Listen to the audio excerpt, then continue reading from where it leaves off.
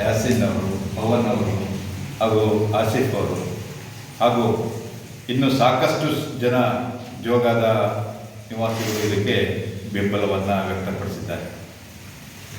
ಮುಂದಿನ ದಿನಗಳಲ್ಲಿ ನೂರಾರು ಜನ ಸಹ ಈ ಅಭಿಯಾನದಲ್ಲಿ ಭಾಗವಹಿಸಲಿದ್ದಾರೆ.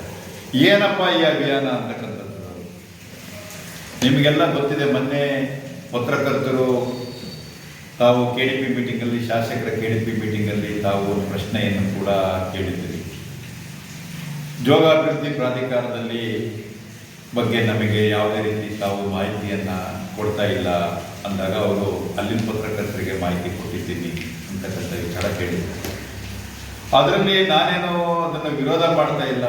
ಕೆಲವು ಲೋಪಗಳಿದೆ, ಆ ಲೋಪವನ್ನು ಸರಿಪಡಿಸ್ಕೊಂಡು ತಾವು ಅದನ್ನು ಕಾಮಗಾರಿಗಳನ್ನು ಮಾಡಬೇಕು ಅಂತ ಈಗಾಗಲೇ ಪ್ರವಾಸೋದ್ಯಮ ಇಲಾಖೆಯಿಂದ ಜೋಗಾಭಿವೃದ್ಧಿ ಪ್ರಾಧಿಕಾರಕ್ಕೆ 185 ಕೋಟಿ ರೂಪಾಯಿ ಬಿಡುಗಡೆಯಾಗಿದೆ.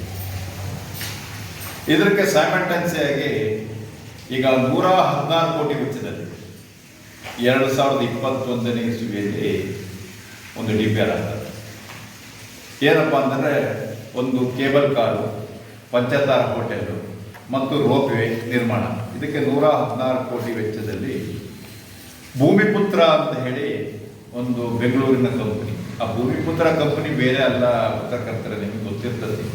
ಅದೀಗೇನು ಜೋಗಾಭಿವೃದ್ಧಿ ಪ್ರಾಧಿಕಾರನ ಡೆವಲಪ್ ಮಾಡ್ತದಾರಲ್ಲ, ಅದರದ್ದೇ 2ನೇ ಮುಖ ಅಷ್ಟೇ.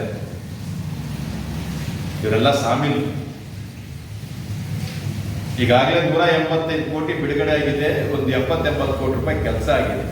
ಕೇಳಿದ್ರೆ ಮುಕ್ತಾಯ ಹಂತದಲ್ಲಿದೆ ಅಂತ ಹೇಳ್ತಾರೆ. ಯಾರು ಸಾರ್ವಜನಿಕರು ದುಡ್ಡು ಲೋಪಲಾಗ್ತಾ ಇದೆ. ನಿಮ್ಮ ಒಳಗಡೆಗೆ ಬಿಡೋದಿಲ್ಲ.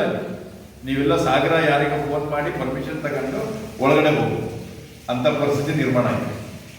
ಮತ್ತೆ ನಮ್ಮ ಈಗ ಏನಾಗಿದೆ ಅಂದರೆ ಈ ಅಧಿಕಾರಿಗಳು ಎಲ್ಲೋ ಈ ಭೂಮಿಪುತ್ರ ಕಂಪನಿ ಒಟ್ಟಿಗೆ ಸಾಮೀಲಾಗಿದ್ದಾರೆ ಅಂತಕ್ಕಂಥದ್ದು ನಮಗೆ ಮೇಲ್ನೋಟ ಕಂಡುಬರ್ತದೆ. ಯಾಕೆ ಈ ಮಾತನ್ನು ಹೇಳ್ತಾ ಇದ್ದೀನಿ ಅಂತಂದರೆ, ಈಗಾಗಲೇ ಅಲ್ಲಿ ಪ್ರವಾಸಿ ಮಂದಿರ ಇದೆ. ಆ ಪ್ರವಾಸಿ ಮಂದಿರ 99ನೇ ಇಸ್ವಿಯಲ್ಲಿ ಕಾಗೋಡು ತಿಮ್ಮಪ್ಪನವರ ಅಧ್ಯಕ್ಷತೆಯಲ್ಲಿ ನಿರ್ಮಾಣ ಆಗಿರ್ತಕ್ಕಂಥ ಅವ್ರಿಗೊಂದು ಕನಸಿನ ಕೂಸು. ಆದರೆ ದುರದೃಷ್ಟವಶಾತ್ ಅವರು ಅವತ್ತು ಆ ಫಾರೆಸ್ಟ್ ಜಾಗದಲ್ಲಿ ಈ ಪ್ರವಾಸಿ ಮಂದಿರವನ್ನು ಕಟ್ಟಿದರು. ಭಾಳ ಅತ್ಯದ್ಭುತವಾಗಿ ಅವರು ಆ ಬ್ರಿಟಿಷರದ್ದು ಏನು ಕಾನ್ಸೆಪ್ಟ್ ಇತ್ತು ಅದೇ ಕಾನ್ಸೆಪ್ಟಲ್ಲಿ ಕಟ್ಟಿದರು. ಅದು ಒಳ್ಳೆ ವ್ಯೂ ಪಾಯಿಂಟ್. ಆ ಪ್ರವಾಸಿ ಮಂದಿರದಲ್ಲಿ ಸುಪ್ರೀಂ ಕೋರ್ಟ್ HL ದತ್ತು ಸಾಹೇಬರು ಕೂಡ ಬಂದು ಉಳಿದಿದ್ರು. ಹಾಗೆ ಹೈಕೋರ್ಟಿನ ಜಡ್ಜ್ಗಳು ಸಿರಿಯಾಕ್ ಜೋಸಫ್ ಇರ್ಬೋದು, ಹಾಗೆ ಅನೇಕ ಮಹನೀಯರು ಬಂದು ಅಲ್ಲಿ ಉಳಿದಿದ್ದಾರೆ. ಮತ್ತೆ ಸಾಕಷ್ಟು ಸಚಿವರು, ಚೀಫ್ ಮಿನಿಸ್ಟರ್ಗಳು ಎಲ್ಲರೂ ಉಳಿದಿರ್ತಕ್ಕಂಥ ವಾಸ್ತವ್ಯ ಉಳಿದಿರ್ತಕ್ಕಂಥ ಸ್ಥಳ ಅದು. ಅದನ್ನ ಇವತ್ತು ಕಟ್ಟಡ ಸುಸಜ್ಜಿತವಾಗಿದೆ. ಇತ್ತೀಚೆಗೆ ರಿನೋವೇಷನ್ ಕೂಡ ಆಗಿ ಮೆಟೀರಿಯಲ್ಸ್ ಎಲ್ಲ ಸಾಗರದಲ್ಲಿ ಬಂದು ಬಿದ್ದಿದ್ದಾವೆ. ಈಗ ಅದಕ್ಕೆ ಮಾನ್ಯ ಸಂಸದರೇ ಸಹಕಾರ ನೀಡಿದ್ದಾರೆ. ಇವತ್ತು ಅದನ್ನ ಒಡೆದು ತೆಗೆಯತಕ್ಕಂಥ ಪ್ಲಾನ್ ತರಾತುರಿಯಲ್ಲಾಗ್ತದೆ. ಪಾಪ ಇಲ್ಲೊಬ್ಬರು ತಹಸೀಲ್ದಾರ್ ಪ್ರತಿಭಾನ್ವಿತ ಒಬ್ಬರು ಬಂದಿದ್ದಾರೆ. ಅವರಿಗೆ ಒಂದು ಮಿಸ್ಲೀಡ್ ಮಾಡ್ತಾರೆ. ಮಿಸ್ಲೀಡ್ ಮಾಡಿ ತರಾತುರಿಯಲ್ಲಿ ಸರ್ಕಾರಿ ಜಾಗವನ್ನ ರೆವಿನ್ಯೂ ಜಾಗಕ್ಕೆ ಆಗಿ ಕನ್ವರ್ಟ್ ಮಾಡಕ್ಕೆ ಕೊಟ್ಟಿದ್ದಾರೆ. ಇದು ಹೌ ಇಟ್ ಇಸ್ ಪಾಸಿಬಲ್? 2019ನೇ ಇಸ್ವಿಯಲ್ಲಿ ಇದು JMA ಏನಿದೆ ಜೋಗಾಭಿವೃದ್ಧಿ ಪ್ರಾಧಿಕಾರಕ್ಕೆ ಸಂಬಂಧಪಟ್ಟಂಗೆ ಆ ಜಾಗವನ್ನು ಕೊಟ್ಟಿದ್ದಾರೆ. ಆ ಜಾಗದ ಸ್ಕೆಚ್ ಇದೆ. 2019ನೇ ಇಸ್ವಿಯಲ್ಲಿ ಮಾಡಿರ್ತಕ್ಕಂಥ ಒರಿಜಿನಲ್ ಸ್ಕೆಚ್. ಇದಕ್ಕೆ ಫಾರೆಸ್ಟ್ ಮತ್ತೆ ಮಾಡಿಕೊಟ್ಟಿರ್ತಕ್ಕಂಥ ಸ್ಕೆಚ್. ಈ ಸ್ಕೆಚ್ನಲ್ಲಿ ಎಲ್ಲೂ ಕೂಡ ಈಗ ಈ ಹಾಲಿ IB ಇದೆಯಲ್ಲ, ಆ ಜಾಗ ರೆವಿನ್ಯೂ ಜಾಗ ಅಂತ ಗುರುತು ಮಾಡಿ, ಅದು ಫಾರೆಸ್ಟ್ ಜಾಗ ಅಂತಾನೆ ಬಿಟ್ಟಿರೋದು. ಮತ್ತೆ ನಿಮಗೆಲ್ಲ ಪತ್ರಕರ್ತರಿಗೆ ಗೊತ್ತು, ಒಂದು ಪ್ರಕರಣ ಇನ್ನು ಹಸಿ ಇದೆ. ಯಾವ ಪ್ರಕರಣ ಅದು? ಹಿಂದೆ ಸೋಮು ಕಂಪನಿಗೆ ಇದನ್ನ ಟೆಂಡರ್ ಕೊಟ್ಟಿದ್ರು 3 ಸ್ಟಾರ್ ಹೋಟೆಲ್ ಕಟ್ಟಲಿಕ್ಕೆ. ಅಲ್ಲಿ 3 ಗುಂಟೆ ಜಾಗ ಫಾರೆಸ್ಟ್ ಬಂತು. ಈಗ IBಗೂ ಸೇರಿ ಬಂದಿತ್ತು. ಅಲ್ಲಿ ಫಾರೆಸ್ಟ್ ಬಂತು ಅಂತ ಹೇಳಿ ಅವ್ರು ಹಾಕಿರ್ತಕ್ಕಂಥ ಇನ್ವೆಸ್ಟ್ಮೆಂಟಿಗೆ, ಮ್ಯಾನ್ ಪವರಿಗೆ 6 ಕೋಟಿ ರೂಪಾಯಿ ದಂಡನ ಇದೇ ನಮ್ಮ ಪ್ರವಾಸೋದ್ಯಮ ಇಲಾಖೆಯಿಂದ ಕೊಡಲಾಗಿದೆ. 6 ಕೋಟಿ ರೂಪಾಯಿ ದಂಡ. ಅದೇ ತಪ್ಪನ್ನ ಏನಾದರೂ ಈಗ ನಾವು ಪಂಚತಾರ ಹೋಟೆಲ್ ಕಟ್ಟಿಗೆ, ಕೇಬಲ್ ಕಾರಿಗೆ ಹಾಗೂ ರೋಪ್ವೇಗೆ ಏನಾದರೂ ಕೊಟ್ಟಿದ್ದೆ ಆದಲ್ಲಿ ನಾವು 60 ಕೋಟಿ ರೂಪಾಯಿ ದಂಡ ಕಟ್ಟಬೇಕಾಗ್ತದೆ. ಇದು ಸಾರ್ವಜನಿಕ ದುಡ್ಡು. ನಾನು ಅಭಿವೃದ್ಧಿಯ ವಿರೋಧ ಇಲ್ಲ. ನಾನು ಯಾಕೆ ಮಾತು ಹೇಳ್ತಾ ಇದ್ದೀನಿ ಅಂತಂದ್ರೆ, ಈ ಅಭಿವೃದ್ಧಿ ಮಾಡಬೇಕಾದ್ರೆ ನೀವು ಕಾನೂನಾತ್ಮಕವಾಗಿ ಮಾಡಿ ಅಂತ. ಯಾಕಂದ್ರೆ ತರಾತುರಿಯಲ್ಲಿ ಮಾಡಬೇಡ್ರಿ ಅಂತ. ಯಾಕೆಂದ್ರೆ ಶಾಸಕರಿಗೆ ಇದ್ರ ಬಗ್ಗೆ ಎಷ್ಟು ತಿಳುವಳಿಕೆ ಇತ್ತು ಬಿಟ್ಟದ್ದು ನಂಗೆ ಗೊತ್ತಿಲ್ಲ. ಆದರೆ ಅವ್ರ ಜೊತೆಗೆ ನಮ್ಮ ರಮೇಶ್ ಇಂಜಿನಿಯರ್ ಅಂತರಿದ್ದಾರೆ, ಅವರೇ ಎಲ್ಲ ನೋಡ್ಕೊಳ್ಳೋದು. ಅವರಿಗೆ ಇದ್ರ ಬಗ್ಗೆ ಸಂಪೂರ್ಣ ಮಾಹಿತಿ ಇದೆ. ಹಿಂದೆ ಬಿಲ್ಡಿಂಗ್ ಪ್ರವಾಸ ಮಂದಿರ ಕಟ್ಟಿದಾಗ ಅವರೇ ಇದ್ರು, ಅವರಿಗೆ ಇದ್ರ ಬಗ್ಗೆ ಸಂಪೂರ್ಣ ಮಾಹಿತಿ ಇದೆ. ಇದ್ರ ಮೇಲೆ ಒಂದು ರೆಪ್ರೆಸೆಂಟೇಟಿವ್ ಸೂಟ್ ಕೂಡ ಹಾಕಿದ್ರು. ಯಾರು? ನಮ್ಮ ಕಾರ್ಗವ್ ಸಂತೋಷ್, ಕಾಂಗ್ರೆಸ್ ಪಕ್ಷದ ಮುಖಂಡರು ಕಾರ್ಗವ್ ಸಂತೋಷ್ ಮತ್ತೆ ಇನ್ನೂ 5 ಜನ ಸೇರಿ ಒಂದು ರೆಪ್ರೆಸೆಂಟೇಟಿವ್ ಸೂಟ್ ಕೂಡ ಹಾಕಿದ್ರು. ಅದರಲ್ಲಿ ಸಣ್ಣಪ್ಪ, ಉಮೇಶ, ಗುರುಮೂರ್ತಿ, ವಿಜಯ್ ಕುಮಾರ್ ಇವರೆಲ್ಲ ಸೇರಿ ಒಂದು ರೆಪ್ರೆಸೆಂಟ್ ಸೂಟ್ ಹಾಕಿ ಅದರೊಳಗೆ ಕಾಯ ಪ್ರತಿಬಂಧಕಾಜ್ಞೆ ಕೂಡ ಇನ್ನೂ ಪೆಂಡಿಂಗ್ ಇದೆ, ಇಂಜೆಕ್ಷನ್ ಆದೇಶ ಪೆಂಡಿಂಗ್ ಇದೆ. ಹೀಗಿದ್ದಾಗ್ಯೂ ಕೂಡ ಈ DC ಅವರಿಗೆ ಏನು ಹೇಳಬೇಕು? ಮೌಖಿಕವಾಗಿ ಏನೋ ಆದೇಶ ಮಾಡಿದಾರಂತ ಈಗಾಗಲೇ. ಏನಂತ?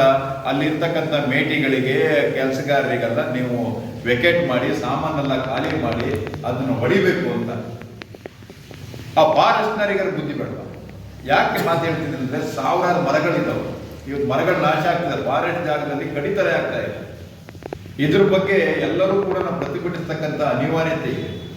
ಸಾಗರ ತಾಲೂಕಿನಲ್ಲಿ ಬಹಳ ಸಮಸ್ಯೆಗಳಿದ್ದಾವೆ. ನಿಮಗೆ ಗೊತ್ತಿದೆ, ಡೀಮ್ಡ್ ಫಾರೆಸ್ಟ್ ಸಮಸ್ಯೆ ಇದೆ, ಶರಾವತಿ ಮುಳುಗಡೆ ಸಂತ್ರಸ್ತರದ್ದು ಸಮಸ್ಯೆ ಇದೆ, ಇನ್ನೂ ಸಾಕಷ್ಟು ಸಮಸ್ಯೆಗಳಿದ್ದಾವೆ. ಇದನ್ನೆಲ್ಲ ವಿಚಾರ ಇಟ್ಕೊಂಡಾಗ ನಾವು ಬೇಳೂರು ಗೋಪಾಲಕೃಷ್ಣ ಅವರು ಹಾಗೆ ನಾವು ಮಂತ್ರಿ ಪದವಿ ಕೊಡಬೇಕು ಅಂತ ನಾನು ಒತ್ತಾಯಿಸ್ತೇನೆ. ಯಾಕೆ ಅಂತಂದ್ರೆ, ಅವರಿಗೆ ಮಂತ್ರಿ ಪದವಿ ಕೊಟ್ಟರೆ ಇಂತಹ ಸಮಸ್ಯೆಗಳು ಕೂಡ ಬಗೆಹರಿಯುವ ನಿಟ್ಟಿನಲ್ಲಿ ಅವರು ಕೆಲಸ ಮಾಡಬಹುದು ಅಂತ.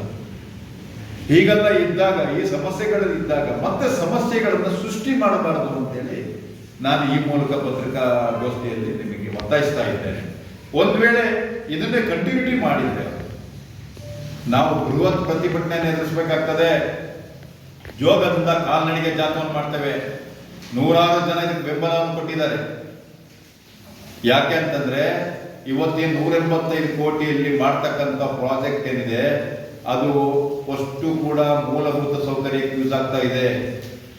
ಈ 114 ಕೋಟಿ ಭೂಮಿಪುತ್ರ ಕಂಪನಿ 42 ವರ್ಷಕ್ಕೆ ಲೀಸಿಗೆ ಕೊಟ್ಟಿದ್ದಾರೆ. 42 ವರ್ಷಕ್ಕೆ ಪತ್ರಕರ್ತರ 42 ವರ್ಷಕ್ಕೆ ಲೀಸಿಗೆ ಕೊಟ್ಟಿದ್ದಾರೆ.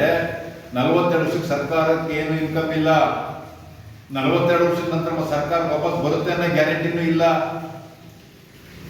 42 ವರ್ಷದ ನಂತರ ಅದು ಏನು ಸ್ಥಿತಿಯಲ್ಲಿ ಇರುತ್ತೆ ಅನ್ನೋದು ಗ್ಯಾರಂಟಿ ಇಲ್ಲ. ಹಾಗಾಗಿ ಇದ್ರ ಬಗ್ಗೆ ನಾವು ಯಾರಿಗೋ ಒಬ್ಬರಿಗೆ ಕಂಪ್ನಿಗೆ ಉದ್ಧಾರ ಮಾಡಕ್ಕೆ, ಯಾರೋ ಒಬ್ರು ಸ್ಥಿತಿವಂತರು ಹೋಗಿ ಯಾರು ವಾಸ್ತವ್ಯ ಮಾಡಕ್ಕೆ ಇವತ್ತು ಸಾರ್ವಜನಿಕರನ್ನ ಬಲಿಪಶು ಮಾಡೋ ಅವಶ್ಯಕತೆ ಇಲ್ಲ ಅನ್ನೋದನ್ನ ನಾನು ಪತ್ರಿಕಾಗೋಷ್ಠಿ ಮೂಲಕ ಎಚ್ಚರಿಸ್ತಾ ಇದ್ದೇನೆ. ಭೂಮಿ ಪತ್ರ ಅಂತಕ್ಕಂಥ ಕಂಪನಿ ಇದೆಯಲ್ಲ, ಇದು ಬಹುರಾಷ್ಟ್ರೀಯ ಕಂಪನಿಗಳ ಜೊತೆ ಇರ್ತಕ್ಕಂಥ ಕಂಪನಿ. ಸ್ಥಳೀಯರಿಗೆ ಉದ್ಯೋಗಗಳು ಅಲ್ಲಿ ಪಾಪ ಸಣ್ಣ ಪುಟ್ಟ ಫುಟ್ಪಾತ್ಗಳಲ್ಲಿ ಫುಟ್ಪಾತ್ನ ಹಣ್ಣನ್ನು ಮಾರಾಟ ಮಾಡಿ ಜೀವನ ಮಾಡ್ತಕ್ಕಂಥ ಕಾಗದ ಪಕ್ಷದಲ್ಲಿ ಇದ್ದಾರೆ. ಅವ್ರಿಗೆ ವಂಚನೆ ಆಗುತ್ತೆ. ಜೊತೆಗೆ ಇವತ್ತು ಶರಾವತಿ ಮುಳುಗಡೆ ಅಂತ ರೈತರು 75 ವರ್ಷದ ನಂತರ ಭೂಮಿ ಕಳ್ಕೊಂಡಿದ್ವಿ, ಅದಕ್ಕೆ ಡಿನೋಟಿಫೈ ಮಾಡಲಿಕ್ಕೆ ಸರ್ಕಾರ, ಕೇಂದ್ರ ಮತ್ತು ರಾಜ್ಯ ಸರ್ಕಾರಗಳು ವಿರೋಧ ಮಾಡಿದ್ರು. ನಿಮಗೆ ಕಂಡಂತೆ ಜೋಗ ಪ್ರಾಧಿಕಾರದ ಹೆಸರಲ್ಲಿ ಮರಗಳಿದಾವೋ ಅದು ಫಾರೆಸ್ಟ್ ಜಾಗ. ಆ ಜಾಗಕ್ಕೆ ಈ ಸ್ಥಳೀಯ ಶಾಸಕರು ಮತ್ತೆ ಶಾಸಕರೋದಕ್ಕಿಂತ ಜನಪ್ರತಿನಿಧಿಗಳು ಅದ್ರ ಬಗ್ಗೆ ಗಮನ ಹರಿಸಿದ್ದೇನೆ.